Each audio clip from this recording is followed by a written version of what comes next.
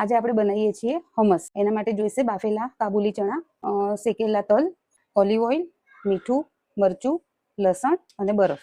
પહેલા આપણે તાહીની પેસ્ટ બનાવીશું. એમાં જોઈશે આ તલ, એમાં જોડે જશે ઓલિવ ઓઇલ.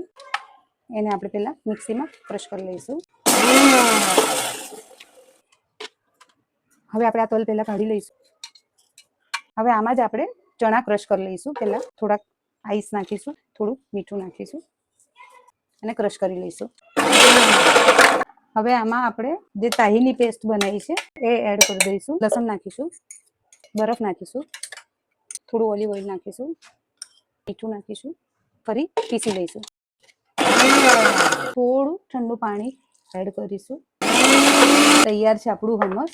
હવે આમાં લાસ્ટમાં આપણે લાલ મરચું અને ઓલિવ ઓઇલ નાખીશું.